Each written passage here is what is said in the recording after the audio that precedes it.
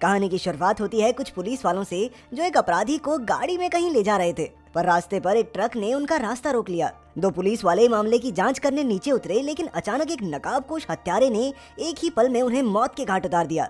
जल्द ही उसने गाड़ी में मौजूद बाकी पुलिस वालों को भी मार गिराया। इसके बाद उसने गाड़ी में जाकर अपराधी के चेहरे से कपड़ा हटाया और फिर उसे भी गोली मार दी। असल में इस आदमी का नाम स्कॉट वॉकर है, जो कि एक जाना माना हत्यारा है। उसका असली मिशन पुलिस वालों को नहीं बल्कि इस अपराधी को ही खत्म करना था। अपना मिशन पूरा करके जैसे ही वो गाड़ी से उतरा तो उसने देखा कि एक पुलिस वाला जिंदा बचकर वहाँ से भाग निकला था। उसने वॉकर का चेहरा भी देख लिया था, इसलिए वॉकर ने तुरंत ये खबर अपनी ऑर्गेनाइजेशन को दी जिसके लिए वो काम करता था। जल्द ही ऑर्गेनाइजेशन के कुछ आदमी उसे लेने आए और उसे एक रीअसाइनमेंट सेंटर में ले जाया गया। क्योंकि उस पुलिस वाले ने वॉकर का चेहरा देख रखा था, इसलिए इस सेंटर पर उसकी पहचान बदलकर कागजों में नई पहचान बनाई जाएगी ताकि आगे चलकर कोई उसे पकड़ न सके। तब तक वॉकर को कुछ दिनों के लिए यहीं छुपना होगा। फिर स्मिथ नाम का एक आदमी उसे ऑफिस तक ले आया और वॉकर से उसकी पहचान के सारे कागज लिए। तभी वॉकर ने देखा कि जॉन नाम का एक किलर वहाँ ऑर्गेनाइजेशन के आदमी को पीट रहा था। वॉकर ने उस आदमी की मदद करने की कोशिश की, लेकिन स्मिथ ने उसे रोक लिया। स्मिथ नहीं चाहता था कि वॉकर ऐसे लफड़ों में फंसकर अपनी मुश्किलें और बढ़ा ले। आखिरकार अपनी उंगलियों के निशान स्कैन करवाकर वॉकर अपने खुफिया कमरे की ओर चला गया। वहाँ उसके अलावा और कई किलर्स अपनी पहचान बदलवाने के इंतजार में छिपे हुए थे। तभी वॉकर की नजर जूलियट और एल्डा नाम की लड़कियों पर पड़ी। इसके बाद हम बाहर तीन और किलर्स को देखते हैं जिनके नाम थे रे, मारिया और टॉम। इन तीनों को इनके बॉस लोगन ने एक औरत को पकड़कर लाने के मिशन पर भेजा था। उधर ऑर्गेनाइजेशन के अड्डे पर स्मिथ ने वॉकर के कमरे में एक कागज खिसकाया और फिर वो मिशेल नाम की एक लड़की से मिलने चला गया। स्मिथ मिशेल को काफी समय से पसंद करता था, लेकिन आज तक उससे बात कह नहीं पाया था। खैर, उससे बात करके मिशेल अपने घर चली गई। फिर जल्द ही उन तीन किलर्स की टीम इस अड्डे पर आ पहुंची और तब ये खुलासा होता है कि ये लोग यहाँ हमला करके एक लड़की को पकड़ने आए थे। मारिया ने दरवाजे पर खड़े गार्ड्स को मार डाला और फिर उन तीनों ने चुपके से अपनी गुंडों की फौज को अंदर भेज दिया। उधर वॉकर ने कागज खोला तो उसमें एक नेकलेस था जिसमें एक छोटी बच्ची की तस्वीर थी। ये बच्ची असल में वॉकर की बेटी थी जो कई साल पहले मारी गई थी। उसकी तस्वीर देखकर वॉकर की आंखें भर आई। इधर एल्डा ने चुपके से स्टोरेज रूम में घुसकर वॉकर के कमरे की चाबी चुरा ली थी। वहीं रे और उसकी टीम ने जल्द ही सीसीटीवी पर कब्जा करके अड्डे के सारे दरवाजे बंद कर दिए। स्मिथ तो कमरे में गाने सुन रहा था, इसलिए उसे खबर ही नहीं हुई कि कब रे की टीम वहां घुस आई। पर जैसे ही वो कमरे से बाहर निकला तो गार्ड की लाश जमीन पर देखकर उसके होश उड़ गए। उसने तुरंत सिक्योरिटी अलार्म बजा दिया, लेकिन वॉकर तो अपनी बेटी के गम में सुन्न बैठा था। तभी जूलियट और एल्डा वहां वॉकर से मदद मांगने आई, लेकिन वॉकर ने साफ इनकार कर दिया क्योंकि वो तो उन दोनों को जानता तक नहीं था। एल्डा ने कहा कि मैं खुद भी एक कातिल हूँ और तुम्हें जानती हूँ, लेकिन वॉकर ने उस पर कोई ध्यान नहीं दिया। आखिरकार एल्डा गुस्से में जूलियट को लेकर वहाँ से चली गई। कुछ ही देर में एक किलर वॉकर के कमरे में घुसा और उस पर गोली चला दी, पर खुशकिस्मती से वॉकर नीचे होकर बच गया और फिर उसने अपनी काबिलियत से इस किलर को मार गिराया। अब वो समझ गया था कि अड्डे पर दुश्मनों ने हमला कर दिया है, इसलिए वो तुरंत एल्डा के कमरे में पहुंचा।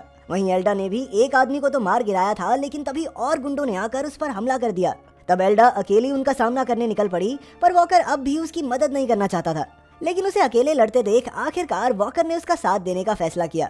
जल्द ही उनका रास्ता साफ हो गया और फिर एल्डा जूलियट के साथ स्टोरेज रूम से हथियार चुराने निकल पड़ी। पर तभी दो गुंडों ने उनका रास्ता रोक लिया और फिर वॉकर ने बीच में आकर उनकी जान बचाई। आखिरकार वो तीनों स्टोरेज रूम तक पहुंचे, पर सभी हथियार एक लॉकर में थे जिसकी चाबी का किसी को नहीं पता था।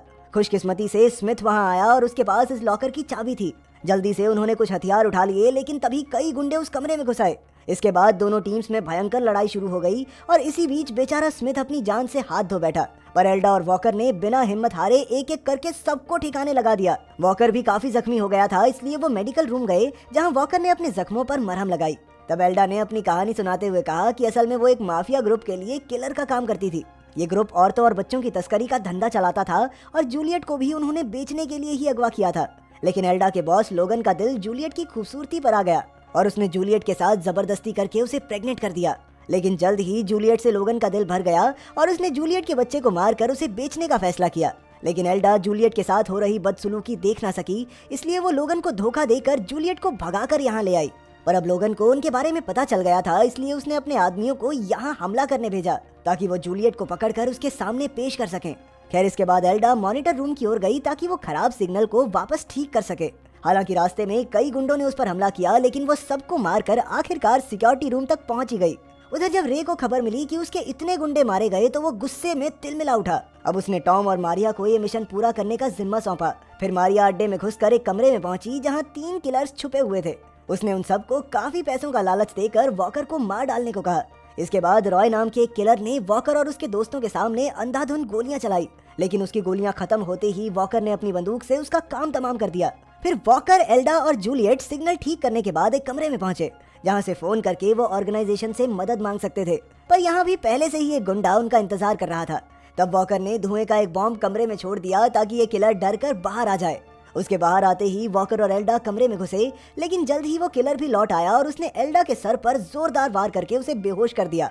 फिर उसने वॉकर पर हमला किया, लेकिन वॉकर भी इस हट्टे कट्टे किलर के सामने कमजोर पड़ रहा था। जूलियट ने भी उसकी मदद करने की कोशिश की, लेकिन कोई फायदा नहीं हुआ। तभी अचानक एल्डा को होश आ गया और उसने उठकर किलर पर लगातार वार किए। फिर वॉकर भी उसके साथ शामिल हुआ और दोनों ने मिलकर उस कातिल को मौत के घाट उतार दिया। आखिरकार वॉकर ने अपनी ऑर्गेनाइजेशन को फोन करके कहा कि उन्हें मदद की जरूरत है। इस अड्डे को रे और उसके गुंडों ने चारों ओर से घेर रखा था, इसलिए यहाँ से बचकर बाहर निकल पाना लगभग नामुमकिन सा था। अब वो तीनों वापस स्टोरेज रूम की ओर चल पड़े, जहाँ से वो और हथियार ले सके, लेकिन वहाँ भी रॉकी नाम का एक आदमी पहरा दे रहा था। अब वॉकर रॉकी को उकसाकर दूसरी ओर ले आया ताकि पीछे से एल्डा और जूलियट स्टोरेज रूम में घुस सकें, लेकिन जल्द ही उन्हें भी रायन नाम के किलर ने घेर लिया। उधर वॉल्टर और रॉकी के बीच जबरदस्त लड़ाई चल रही थी। वॉल्टर अब काफी थक चुका था, इसलिए रॉकी उस पर भारी पड़ रहा था। इधर एल्डा ने जूलियट को भाग जाने को कहा और वो खुद रायन का मुकाबला करने लगी, लेकिन जल्द ही रायन ने एल्डा के पेट में चाकू घोंप दिया। वहीं रॉकी और वॉल्टर की लड़ाई में आखिरकार वॉल्टर ने अपनी पूरी ताकत लगाकर उसे मार ही डाला। इसके बाद वो रायन को अपने पीछे लगाकर पार्किंग तक ले आया। रायन नहीं जानता था कि वो वॉकर के जाल में फंस चुका है। जैसे ही वो एक गाड़ी के करीब पहुंचा तो वॉकर ने वहां बॉम्ब से धमाका कर दिया, जिससे रायन के चीथड़े उड़ गए। वहीं दूसरी ओर जूलियट हथियार चुराने स्टोरेज रूम तक पहुंची, लेकिन मारिया भी उसका पीछा करती हुई वहां आ गई थी। जल्द ही उसने जूलियट को अगवा कर लिया और वहां से भाग निकली। इसके बाद वॉकर स्टोरेज रूम में पहुंचा तो उसने देखा कि उसकी नई पहचान के कागज तैयार थे और साथ ही उसके लिए ढेर सारा पैसा भी रखा गया था। लेकिन वो खुश नहीं था, क्योंकि उसके इतने सारे साथी रे के गुंडों के हाथों मारे गए थे। तभी एल्डा ने वहां आकर उसे खबर दी कि रे के गुंडों ने जूलियट को अगवा कर लिया है, लेकिन वॉकर अब तक इन घटनाओं से एकदम टूट चुका था। अब उसमें और लड़ने की हिम्मत नहीं थी। पर तब एल्डा ने उससे पूछा कि अगर जूलियट का भी उसकी बीवी और बेटी जैसा हाल हुआ तो क्या उसे खुशी मिलेगी। असल में एल्डा वॉकर की सारी कहानी जानती थी। कई साल पहले औरतों की तस्करी करने वाले एक माफिया ग्रुप ने वॉकर की बीवी और बेटी को मार डाला था, लेकिन वॉकर ने एल्डा के सवाल का कोई जवाब नहीं दिया, क्योंकि उसके हिसाब से जूलियट को बचाना उसका काम नहीं है। आखिरकार एल्डा अकेली ही जूलियट को बचाने निकल पड़ी। इधर जब वॉकर अड्डे से निकल रहा था तो अचानक उसे अपनी बेटी का नेकलेस दिखाई दिया। तब उसे एहसास हुआ कि उसे जूलियट की जान बचानी चाहिए। उधर एल्डा रे और मारिया के पीछे लगी हुई थी। वो लोग जल्द ही जूलियट को लोगन के हवाले करने ही वाले थे। तभी अचानक एल्डा ने रे और मारिया पर हमला बोल दिया, लेकिन वो अकेली उन दोनों का सामना नहीं कर पाई और जल्द ही हार गई। अब रे उसका काम तमाम करने ही वाला था कि ऐन वक्त पर वॉकर ने एंट्री मारकर उसे बचा लिया। अब रे और वॉकर एक दूसरे से भिड़ गए और इधर एल्डा मारिया का मुकाबला करने लगी। वॉकर काफी थक चुका था, इसलिए रे उस पर भारी पड़ रहा था, लेकिन एल्डा पूरे जोश से लड़ी और मारिया को मौत के घाट उतार दिया। इसके बाद वो वॉकर की मदद करने लगी, पर तभी जूलियट मारिया की गाड़ी में तेजी से आई और उसने रे को कुचल कर मार डाला। आखिरकार एल्डा और वॉकर की वजह से जूलियट लोगन के चंगुल से आजाद हो गई थी। फिर वॉकर ने उसे सारे पैसे दे दिए ताकि वो अपने होने वाले बच्चे को पाल सके। तभी वॉकर को उसकी ऑर्गेनाइजेशन का फोन आया और अब उसे एक नई पहचान के साथ नए मिशन पर जाना था। लेकिन इस मिशन पर जाने से पहले वॉकर को अपना एक अधूरा काम पूरा करना था। वो जानता था कि जब तक लोगन जिंदा है तब तक जूलियट और एल्डा के गले पर तलवार लटकती रहेगी, इसलिए वो जल्द ही लोगन के अड्डे पर पहुंचा और उसे बेरहमी से मार डाला। इस तरह उसने अपनी बीवी और बेटी की मौत का बदला लिया और जूलियट की